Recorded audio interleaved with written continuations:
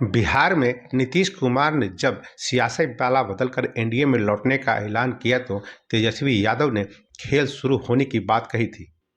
तेजस्वी यादव ने 28 जनवरी को कहा था, अभी खेल शुरू हुआ है, अभी खेल बाकी है, मैं जो कहता हूं वो करता हूं। तेजस्वी यादव के इस बयान को नीतीश कुमार के सदन में बहुमत साबित करने से जोड़कर देखा जा रहा था। ऐसी भी खबरें थी कि आरजेडी और जनता दल यू के कुछ विधायक पाला बदल सकते हैं। ऐसे में ये सवाल पूछा जा रहा था कि तेजस्वी यादव नीतीश कुमार के विश्वास प्रस्ताव पेश करने के दौरान क्या कोई वाकई ही खेल कर सकते हैं। मगर जब 12 फरवरी को बिहार विधानसभा में नीतीश कुमार सरकार ने फ्लोर टेस्ट पास किया तो इस दौरान एक दूसरी ही तस्वीर सामने आई। तेजस्वी यादव के ही कुछ विधायकों ने पाला बदल लिया। ये सब किस तरह से संभव हुआ, चलिए यही समझने की कोशिश करते हैं। तो सबसे पहले नमस्कार, आप देख रहे हैं न्यूज़ीरा और मैं आपके साथ विपिन। विपक्ष के तमाम दावों के बाद भी राज्य में ऐसा कोई बड़ा सियासी उलटफेर नहीं हुआ जो नीतीश कुमार से मुख्यमंत्री की कुर्सी छीन ले। सोमवार को नीतीश के नेतृत्व वाली एनडीए सरकार के फ्लोर टेस्ट से पहले अवध बिहारी चौधरी को विधानसभा अध्यक्ष पद से हटाने के लिए वोटिंग हुई। राष्ट्रीय जनता दल के अवध बिहारी चौधरी महागठबंधन सरकार के दौरान विधानसभा अध्यक्ष पद पर बनाए गए थे।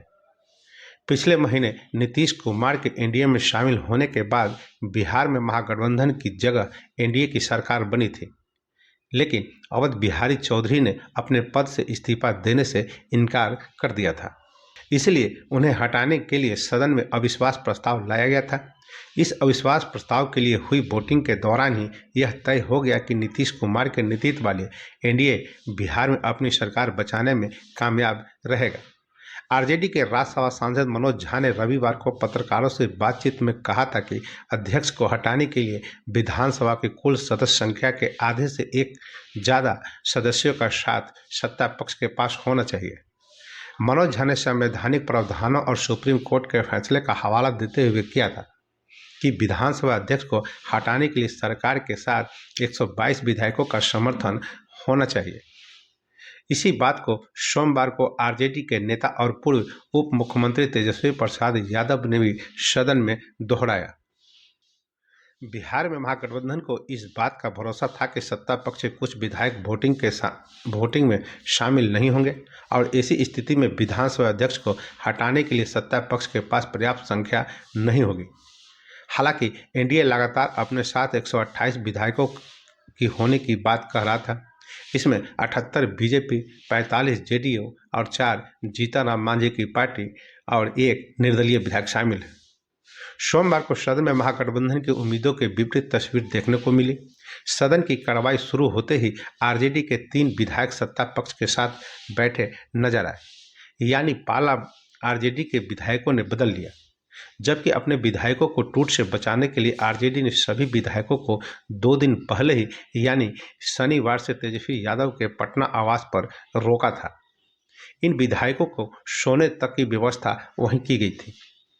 आरजेडी के 3 विधायकों ने विधानसभा के अंदर जाकर अपनी पार्टी का साथ छोड़ दिया और सत्ताधारी दल के विधायकों के साथ नजर आए।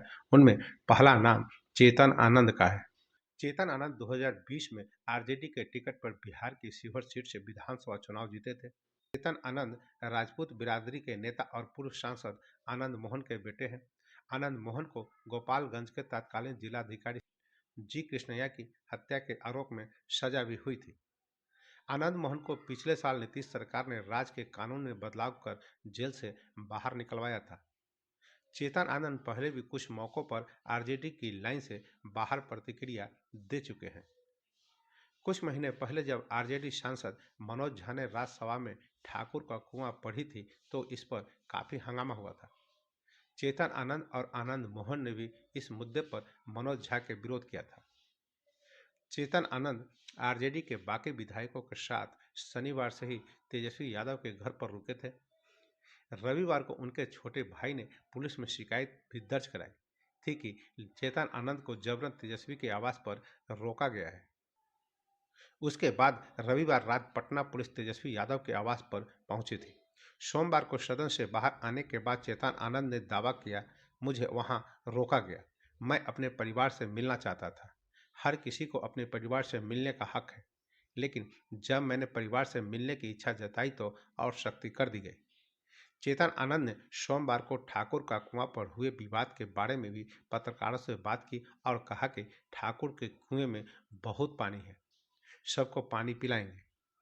उन्होंने अपने फेसबुक पर भी इसी तरह का पोस्ट भी किया है। आरजेडी से अलग होने वाली एक और विधायक है मोकामा विधायक नीलम देवी। नीलम देवी बाहुबली नेता अनंत सिंह की पत्नी है। अनंत सिंह को विधायक के तौर पर अयोग्य ठहराए जाने के बाद 2022 में नीलम देवी विधायक बनी थी। नीलम देवी साल 2019 के लोकसभा चुनाव में मुंगेर से कांग्रेस के टिकट पर चुनाव लड़ चुकी है। उन चुनावों में जनता दल यू के ललन सिंह ने नीलम देवी को हरा दिया था। अपने विधायकों को सत्ता पक्ष की तरफ जाते देख आरजेडी ने आरोप भी लगाया कि चेतन आनंद और नीलम देवी को धमकी देकर सत्ता पक्ष की तरफ बैठाया गया है। आरजेडी के ही एक और विधायक प्रहलाद यादव ने भी सोमवार को सदन में अपना पाला बदल लिया और वो सत्ता पक्ष की तरफ चले गए। प्रहलाद यादव सूरजगढ़ा से विधायक हैं और उन्हें आरजेडी के अध्यक्ष लालू प्रसाद यादव का करीबी माना जाता था। प्रहलाद यादव ने पत्रकारों से बातचीत में कहा, हम जिस घर से आए हैं उसकी निंदा नहीं करना चाहते। हम विकास के नाम पर नीतीश कुमार के साथ हैं, एनडीए के साथ हैं। इस तरह से बिहार में महागठबंधन के नेता भले ही बार बार खेला होने की बात कर रहे थे, लेकिन विधानसभा में सबसे बड़ा खेल आरजेडी के साथ ही होता दिखा।